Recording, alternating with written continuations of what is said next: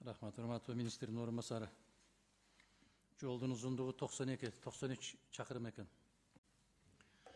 Европалык стандарттарда 1 километр жол 1 миллион доллар деп эсептелинет да, биздики андан да ашып кетип бартабы. Мана жалпы баасы 89 миллион 300 миң доллар болот экен, курулуш өзү. Анын калганынын баары консультациялык кызмат көрсөтүүлөр дейт. Канча консультант бар? Кеңешчилер да, консультант деп ушу кыргызча жазга деп такыр жаздыра албай койдум. Консультация деген кеңешпи? Биз мурун баягы ошол баягы текшерүүчү фирмалар катары атачук. Азыр ошол маанини консультанттар түшүндүрүп калды да. Бул консультанттар деген ушул проект башталгандан бери ушулар көзөмөлдөп. Ушулар ким? Ошо консультанттар. Кимдер алар? Консультанттын өзүнүн карамагында бир сотрудниктер болот, бир 5-6 адам. Ким алар ошолор? Булар дагы ошол баягы конкурстук негизде келген Кимдер? Кайдан келет? специалисттер болот да. Кайдан келет? Бул ошол азыркы мына аталган фонддор ушулар тарабынан тандалат да. Кайдан келишет алар?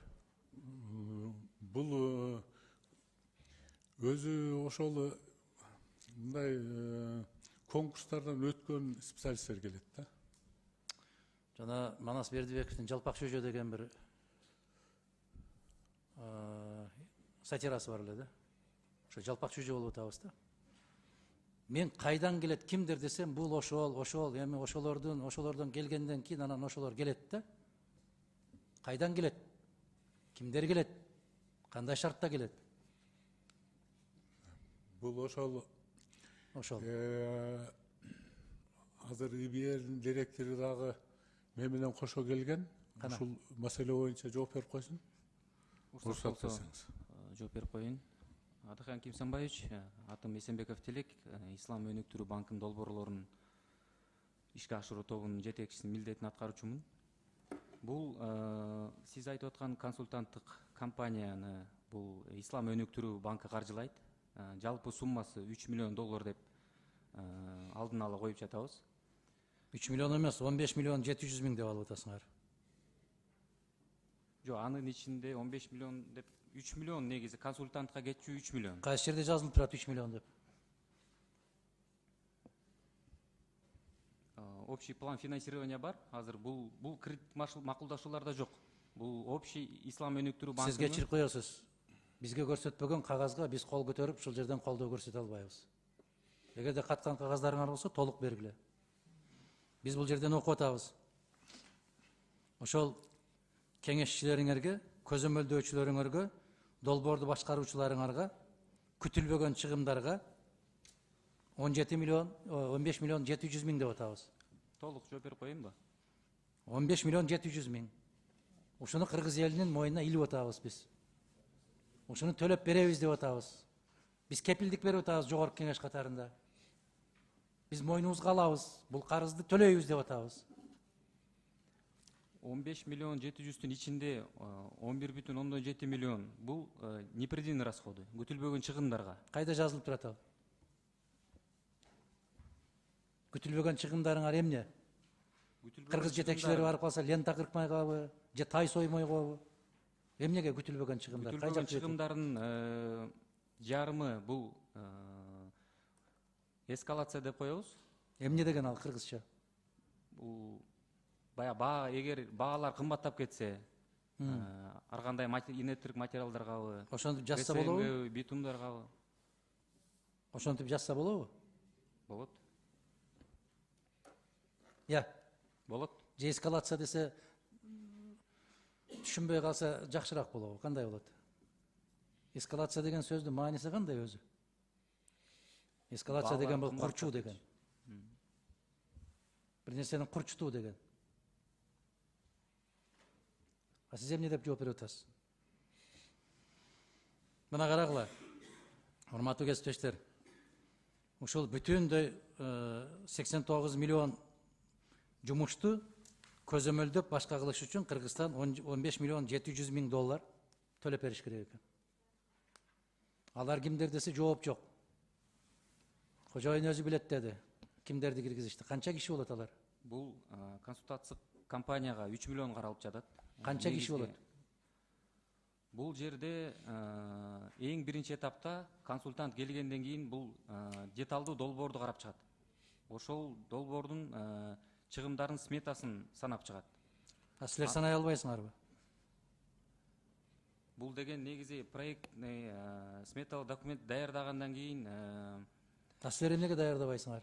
Министрлик эмне кылып отурасыңар силер?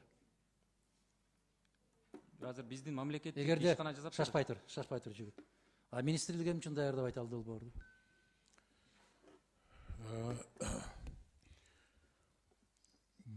Бул азыркы бул долбоорду негизинен ошол баягы АБРдин өзүнүн специалисттери даярдайт. Силер эмне үчүн даярдай албайсыңар? Жок, биз дагы кошо даярдашабыз. Силер канча аласыңар ошондо? 3 миллиондун ичинен канчаны аласыңар силер? Жок, биз бул Бекер иштейсиңер. Бекер иштейбиз. Эмне үчүн иштейсиңер анда? Биздин группа реализация проектов деген атайын өзүбүздүн группабыз бар. Ал баардык министрликтерде бар. Министрликтин атынан. Ошолор ошол АБРге кайсыл баягы донорлук фонддорго биз аркылуу ошолор жардам берип, ушул проект аткарганга биз түздөн түз дайыма бирге иштешебиз. Мен түшүнбөйм. Долбоорду силер даярдайсыңар. уруксат Бадахи Кусаевич. Ким? Эсенбеков Тилек. Жооп берип коеюнчу. Бул жерде мен айтып келатканым бул бүт ушул консультант аткарган иштерди айтып коеюн деп атам да. Андан кийин подрядчыны тандоо үчүн алдын ала квалификациялык документтер даярдайт. Андан кийин тендердик документтер даярдайт. Ким даярдайт? Ушул биз тендерден алып аткан консультанттык компаниябыз. Министрлик эмне иш кылат? Эмне жумуш кылат министрлик? Чай ичеби? Жок, Же министрлик карап отурабы ошолордун ишине? Эмне жумуш кылат министрлик? Эгерде силер долбоорду дагы алар даярдап берсе, эсебин да алар чыгарып берсе, шагылды дагы алар тандап берсе, кумду дагы алар эсептеп берсе, силер эмне жумуш кыласыңар? Эмне керегиңер бар министрлик? Долбоорду министрлик даярдап атат. Эмне үчүн аларга акча төлөп атасыңар анан? Булар Сырттан бир келгендерге. гана ошол инженерный оценка деп коебуз. Эмне үчүн силер өзүңөр баалай албайсыңар? Деп коесуңар эмес. Ошо инженердик баа берүү дейт. Эмне үчүн силер баалай албайсыңар? Акылыңар жетпейби? Бул ошол биздин каржылап жаткан Ислам өнүктүрүү банкынын, Шарты. Сауат өнүктүрүү банкынын шарттары боюнча. Баракелде. Алар өздөрүнүн кызыкчылыгын коргоп атат. Силер өзүңөрдүн кызыкчылыгыңарды берип атасыңар. Кайсы мамлекетте бар ушундай? Өзбекстанда ушинтип көргөчү, биздин ушул унаа министрлиги иштейт, бирок сырттан келгендер бизге өлчөбүн эсептеп берет деген. Ошол замат министр кызматтан кетет.